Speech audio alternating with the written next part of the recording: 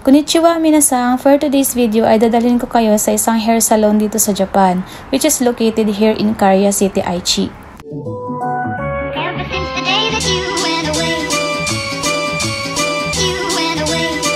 Masyado na kasing mahaba yung hair ko kaya kailangan ko na siyang ipatrim or pabawasan. Ito nga palang hair salon na napuntahan ko ay malapit lang sa train station. Pagkadating ko ay sinabi ko kaagad sa kanila na magpapagupit ako.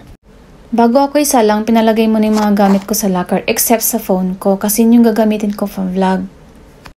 Medyo nahirapan nga ako mamili ng locker dyan. Wala kasing bakante sa bandang gitna kaya may katangkaran yung lola nyo. No choice ako, sa taas ako. At nailagay ko na nga yung bag ko, nakatingkad pa ako niyan pero syempre din yung nakikita yon. After kong may lagay yung mga gamit ko, naghintay na lang akong tawagin. Guys, ganito pala yung itsura niya sa loob. Ganyan, gulo ko mag-camera, diba? Ganyan siya. And sinabihan ako ng babae na tanggalin ko daw yung boshi ko o yung cup ko. Kaya tinanggal ko din. Habang naghihintay ako magupitan, nag-video muna ako sa mga prices ng services nila. Screenshot yun na lang, guys. Sobrang mahal magpaganda sa Japan, diba? Bago ako isalang, tinanong muna nila ako kung anong gusto kong gupit at pinakita ko nga yung picture na gusto kong mangyari sa buhok ko. Tinignan niya ito ng maigi at may mga kunti siyang tanong sa picture na pinakita ko. Medyo nakaramdam ako ng antok habang ginugupitan niya ako. Sobrang gaang kasi talaga ng kamay niya kaya hindi mo maramdaman na may nagugupit sa buhok mo.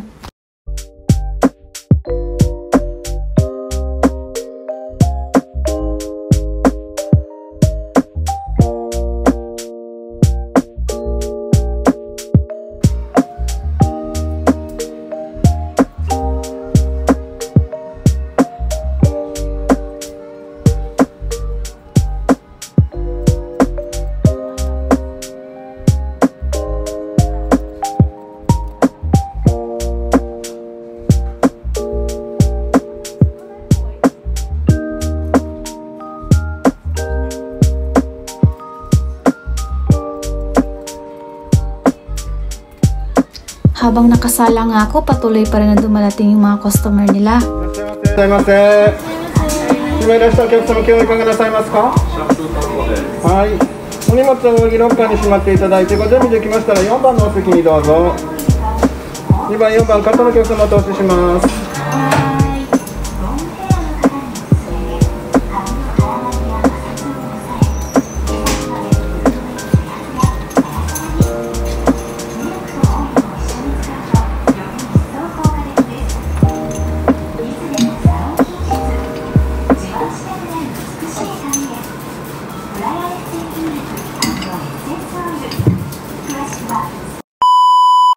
Pagkatapos niya akong gupitan ay dinala niya na ako sa washing area.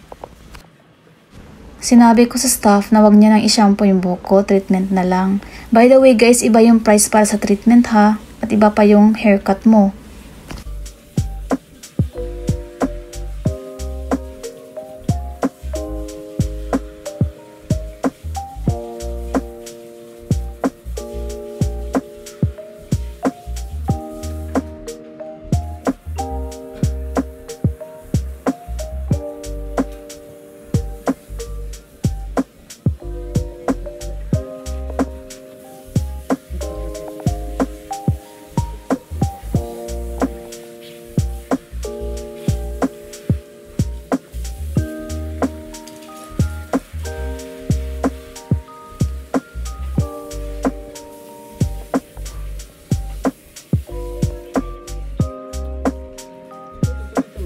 After yung malagyan ng hair treatment yung buhok ko, naghintay muna ako ng mga 30 minutes bago i-wash ulit yung hair ko at ibang staff naman ang gagawa nun.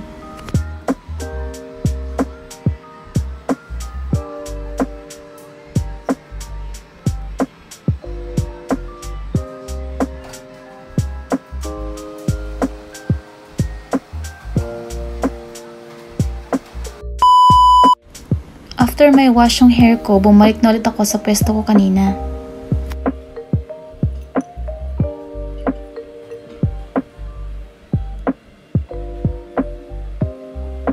Hintay ulit tayo kasi medyo busy pa sila. Kaya, chill muna ako dyan.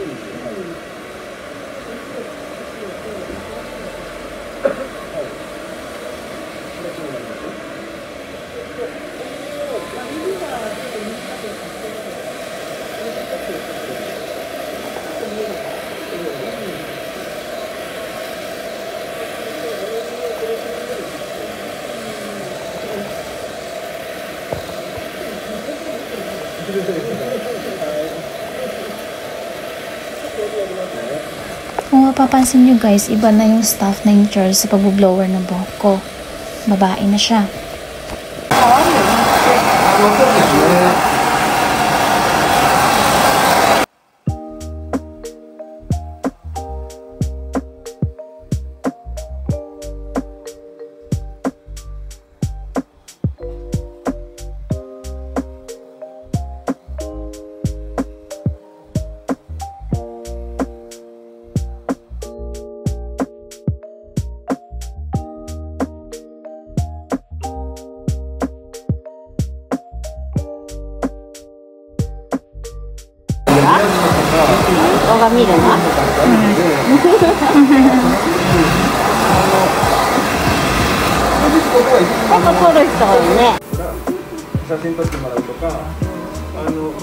At last, tapos na i-blow dry ang ating hair. Ito na kanyang final look.